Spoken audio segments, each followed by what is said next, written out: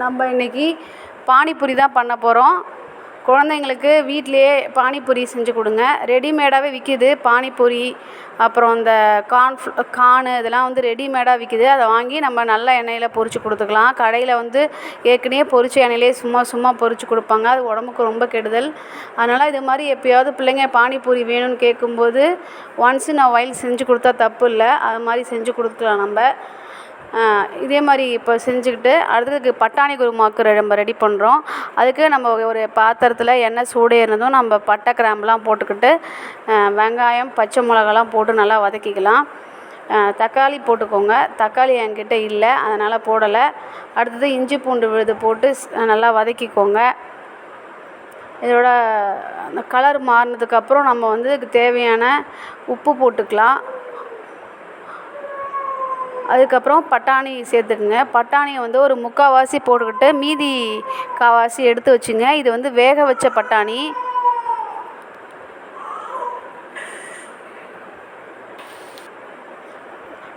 உப்பு சேர்த்து நல்லா வதக்கிக்கோங்க. அதுக்கப்புறம் இதுக்கு தேவையான மசாலாலாம் போட்டுக்கலாம். மஞ்சத்தூள், மிளகாய்த்தூள், கொத்தமல்லி தூள், கரம் மசாலா, உங்கள்கிட்ட என்ன மசாலா இருக்கோ உங்களுக்கு எந்த டேஸ்ட்டு ஃப்ளேவர்லாம் பிடிக்குமோ அந்த மசாலாலாம் சேர்த்துக்கலாம். சேர்த்து நல்லா வதக்கிக்கணும். இந்த மசாலாவோட பச்சை ஸ்மெல் போகிற வரையும் நல்லா வதக்கிக்கோங்க. நல்லா வதக்கினதுக்கப்புறம் நம்ம வந்து இதில் தண்ணி சேர்த்து உங்களுக்கு எவ்வளோ தேவையோ அதுக்கேற்ற மாதிரி நீங்கள் எத்தனை பேரோ அதுக்கேற்ற மாதிரி தண்ணி சேர்த்துக்கோங்க. தண்ணி சேர்த்து அதை நல்லா கொதிக்க விடுங்க. கொதிக்கும்போது நம்ம வேக வச்சு கொஞ்சம் எடுத்து வச்சுருக்கோம்ல அந்த பட்டாணியை வந்து அரைச்சி அதுக்கப்புறமா நல்லா கொதித்ததுக்கப்புறம் அதில் போட்டுக்கலாம். அப்போ தான் நமக்கு வந்து அந்த பட்டாணி கிரேவி வந்து கொஞ்சம் திக்கனிங் ஆகும். அதுக்காக தான் அதை சேர்த்துக்கிறோம்.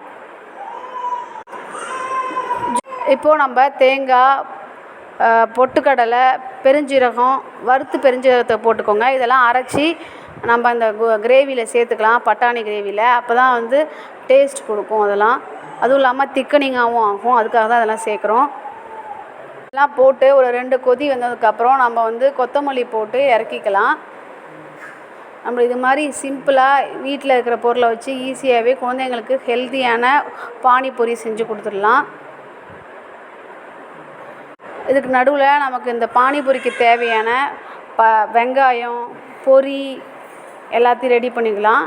பாருங்கள், பானிபூரியை உடச்சி போட்டுக்கிட்டு கடையில் கொடுக்குற மாதிரியே நம்ம எல்லாமே ரெடி பண்ணிக்கலாம். அதுக்கப்புறம் வந்துட்டு நம்ம சோளப்பொரி போட்டுக்கலாம்.